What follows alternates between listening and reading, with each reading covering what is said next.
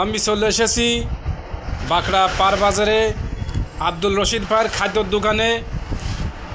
আমরা আব্দুল রশিদ ভাইয়ের কাছ থেকে জেনে আসি। আসসালামু আলাইকুম ভাই, আপনি কেমন আছেন? আলহামদুলিল্লাহ, আল্লাহর রহমতে ভালো আছি। ভাই এখানে এটা কি খাদ্য? এটা হচ্ছে মিক্স খাদ্য, ভুসি বলা হয়। এটা গরু এবং ছাগলের উভয়ের গ্রোথের জন্য এটা ব্যবহার করা হয়। আর এ সাইডে কের খাদ্য এটা ভাই? আছে মিট মোর, এশিয়ার মিট মোর খাদ্য। এটা আপনার গরুর বৃদ্ধিকরণের জন্য বা বেশি মাংসের জন্য ব্যবহার করা হয়। আর এর অপোজিটে এই যেটা দেখছেন, এটা আছে আপনার দাম কম, এটা মদিনা। আর এটা এশিয়া, এটা দাম কম আর এটা একটু দাম বেশি। ভাই ওই সাইডে ওটা কের খাদ্য?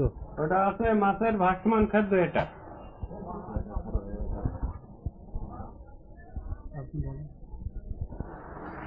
পাশাপাশি আমার একটা চ্যানেল আছে, Mohammad Abdur Rashid lecturer variety matter. এটা আপনারা সবাই দেখবেন।